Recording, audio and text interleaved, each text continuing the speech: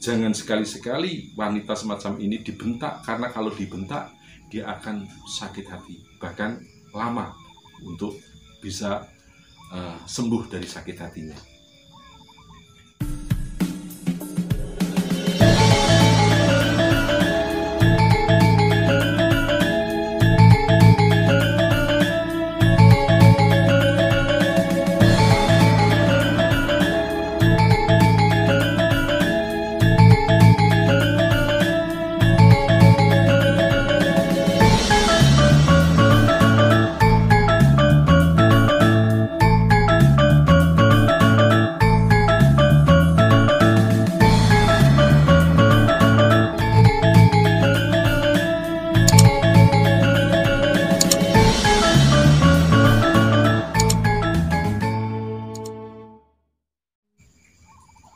Assalamualaikum warahmatullahi wabarakatuh. Selamat jumpa lagi dengan Romo Edi Ronggo. Pada episode yang lalu sudah kami bahas mengenai pasaton perjodohan.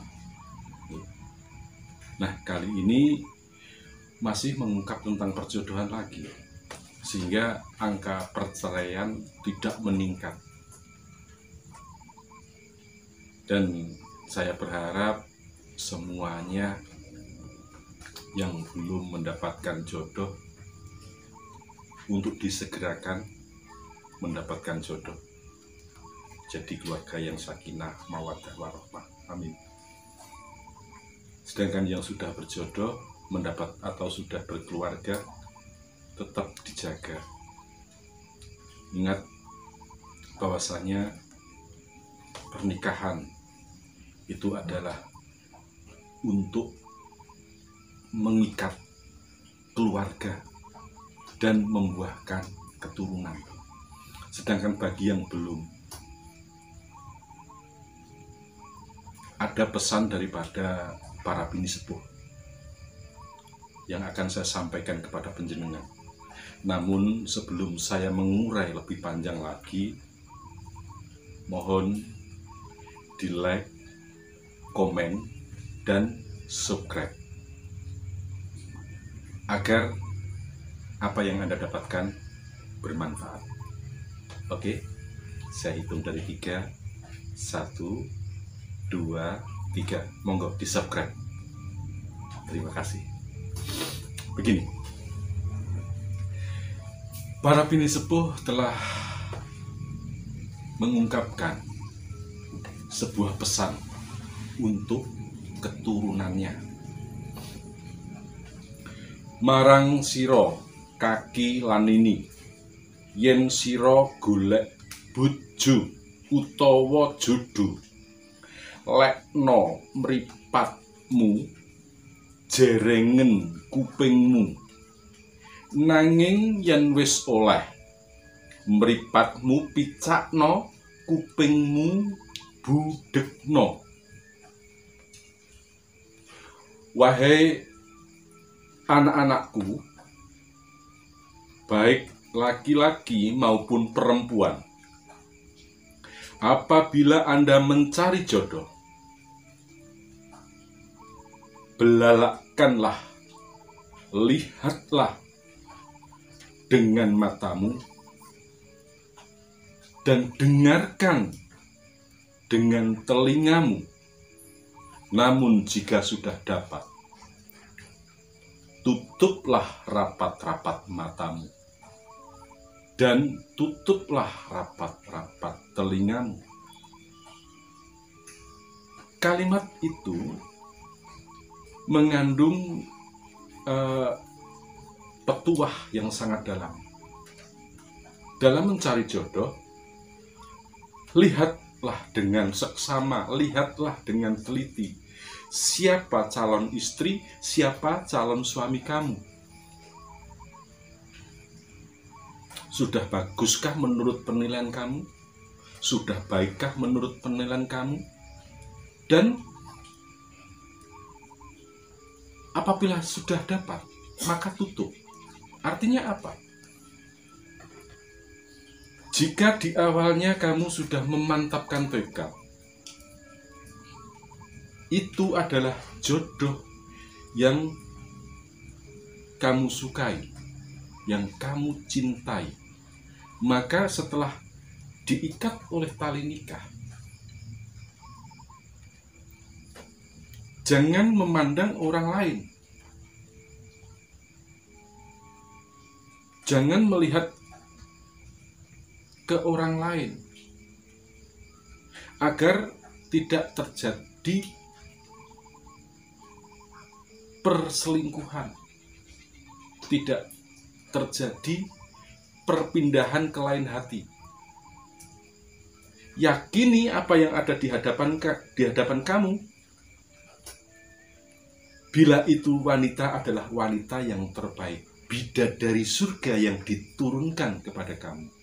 Bila itu laki-laki, dia adalah malaikat yang diturunkan ke bumi untuk melindungi wanita itu.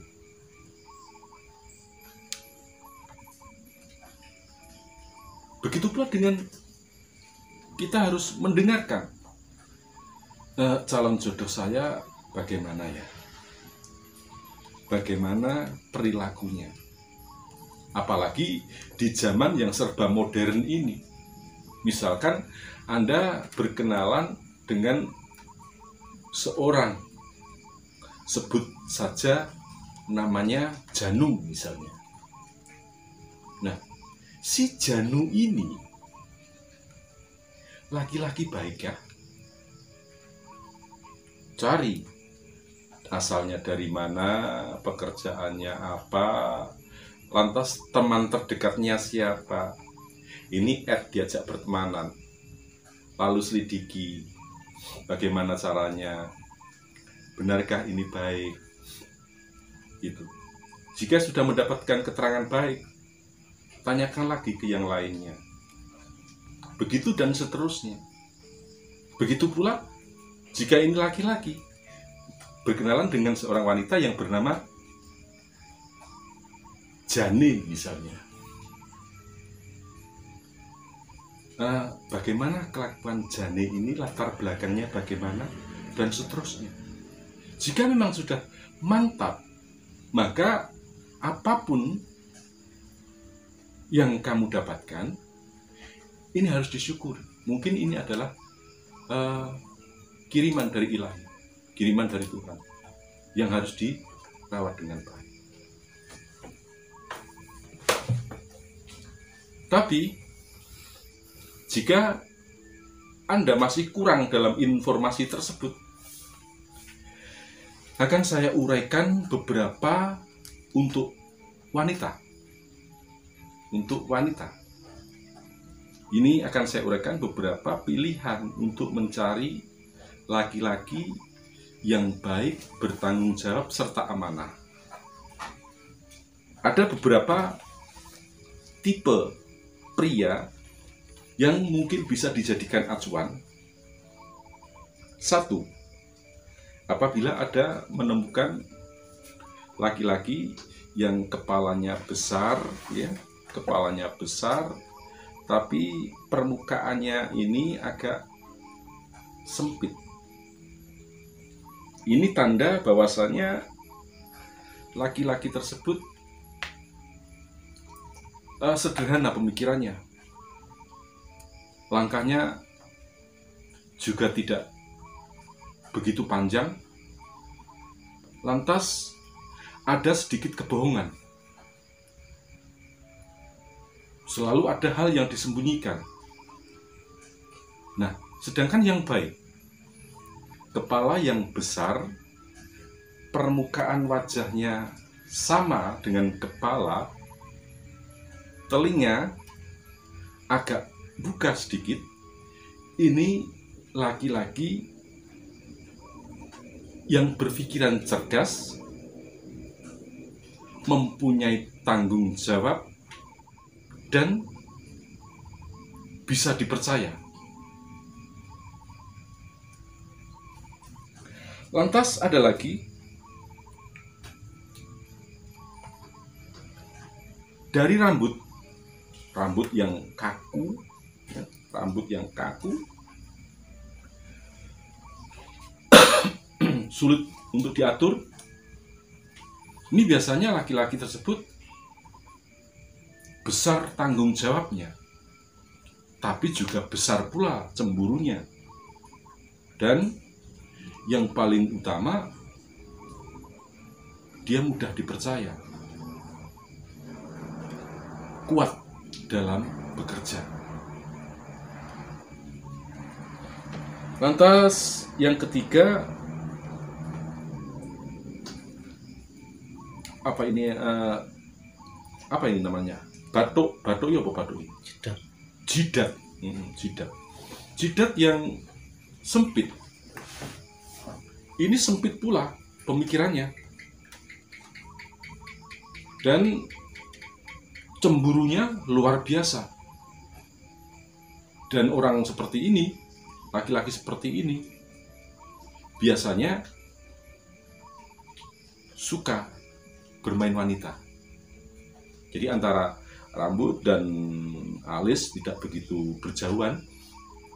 Ini bagi penjenengan para wanita-wanita yang ada di sana yang belum mendapatkan suami, harus teliti, harus hati-hati apabila mendapatkan laki-laki yang seperti itu. Nah, ditambah lagi mata. Apabila matanya ini agak ke bawah, kalau melihat agak tertutup dan senyumnya tidak lepas, selalu bicara yang manis-manis, setiap bicara ada desahnya.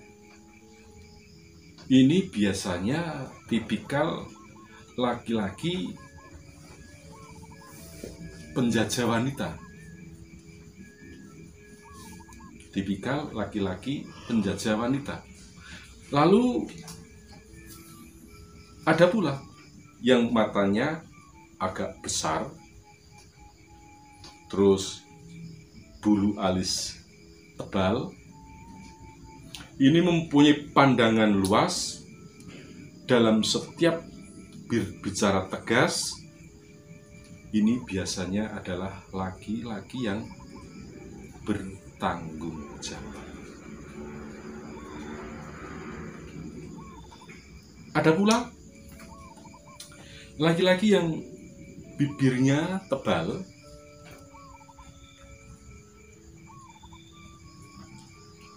terus selalu basah. Nah, kalau melihat agak ke bawah, laki-laki semacam ini biasanya tidak bisa terbuka kepada istri. Tapi apabila laki-laki tersebut berbibir tebal, jika melihat ke depan tegap, seperti sikap sempurna, ini kalau bicara jujur apa adanya.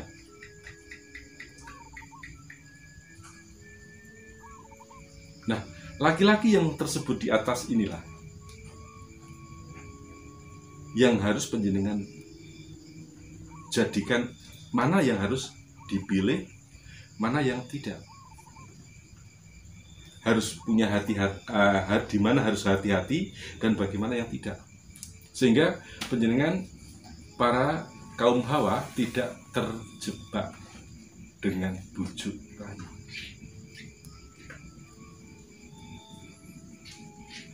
Lantas bagaimana dengan wanita? Nah, wanita pun begitu. Jadi wanita apabila untuk kaum pria,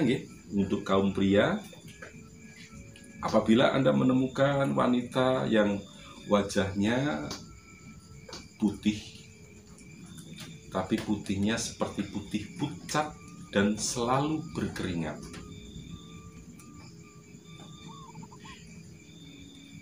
baik dalam kondisi bekerja maupun tidak bekerja, ini kulit ini selalu berminyak.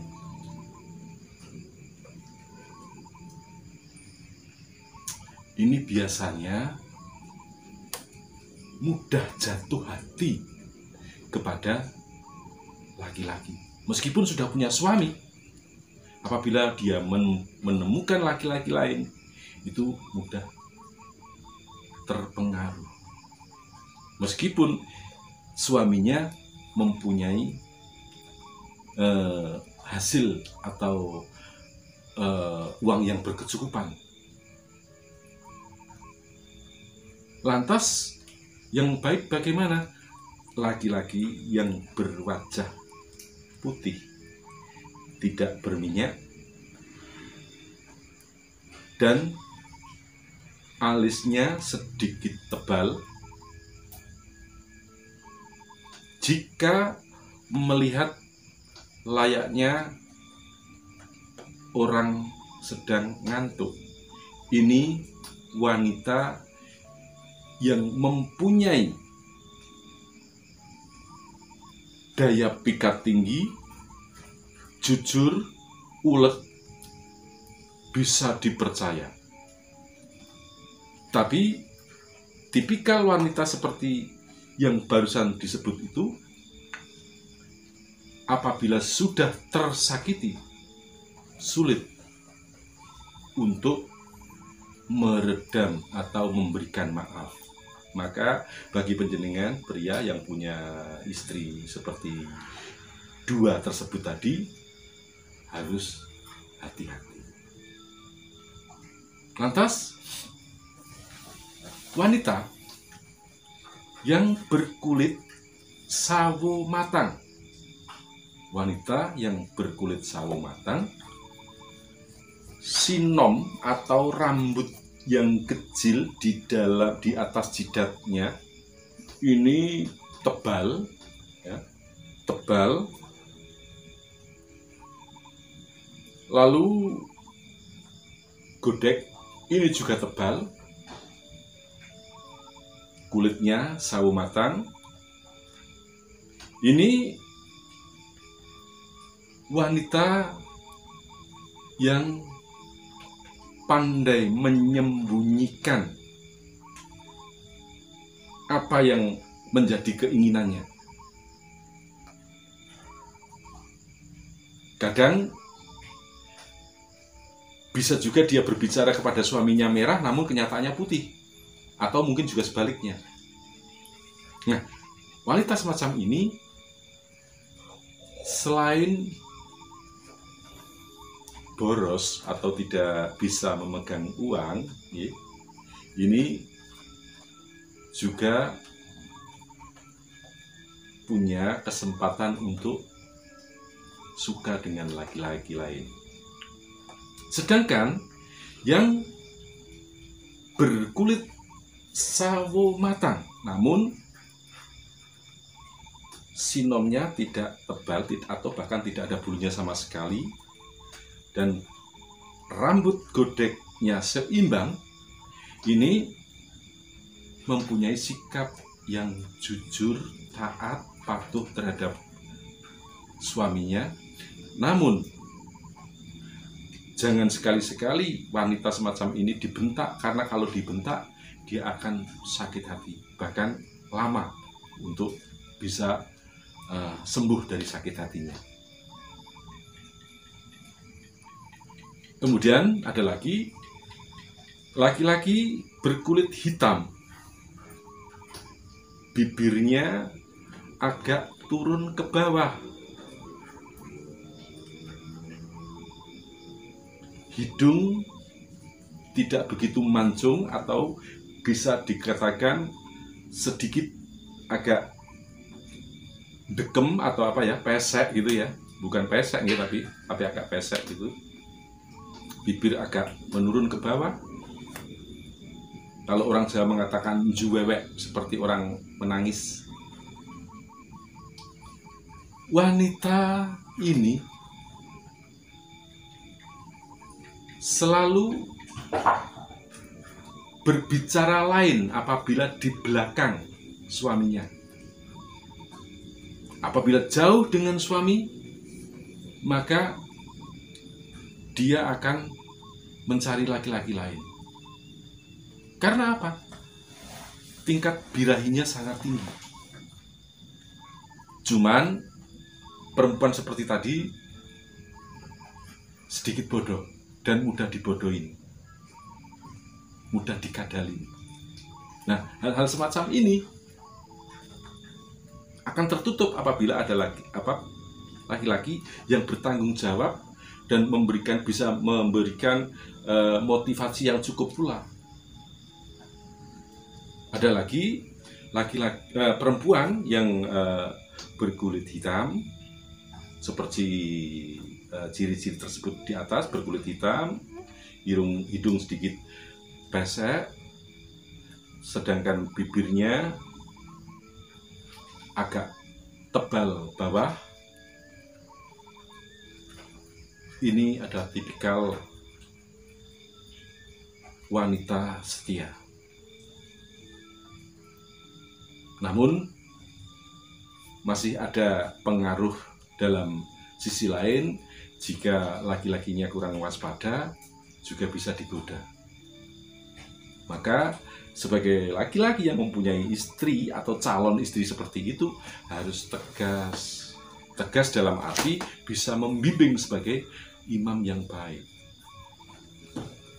Saudaraku, para subscriber yang senantiasa dirahmati Allah,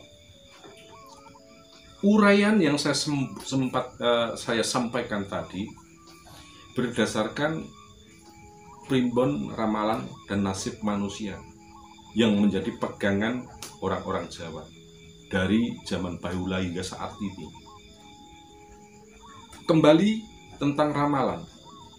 Ramalan bukan untuk diyakini, tapi untuk berjaga-jaga. Sekali lagi, ramalan bukan untuk dipercaya atau diyakini, tapi untuk berjaga-jaga. Karena sesungguhnya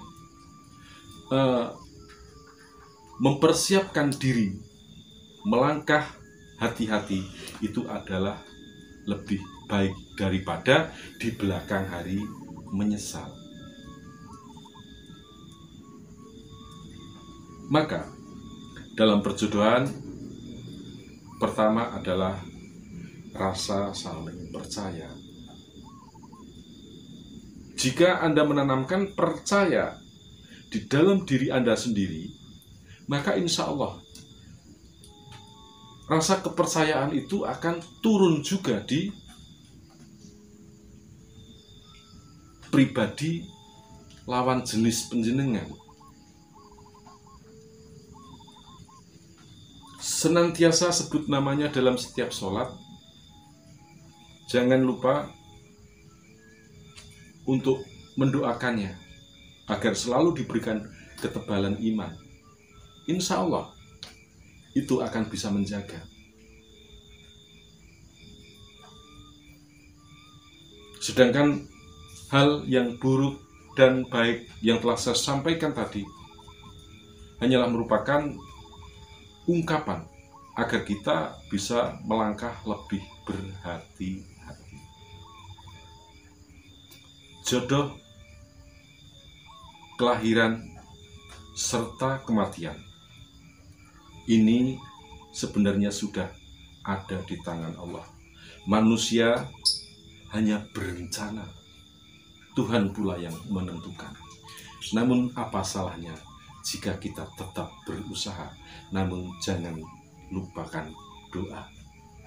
Semoga perjalanan Anda, baik yang sudah berumah tangga maupun yang sedang akan berumah tangga, senantiasa mendapatkan ridho dan rahmat dari Allah Subhanahu wa Ta'ala.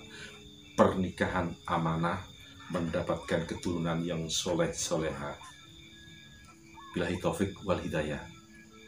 Wal ridho wal inayah. Wassalamualaikum warahmatullahi wabarakatuh. Ikuti terus Romo Edi Ronggo di episode selanjutnya. Rahayu, rahayu, rahayu.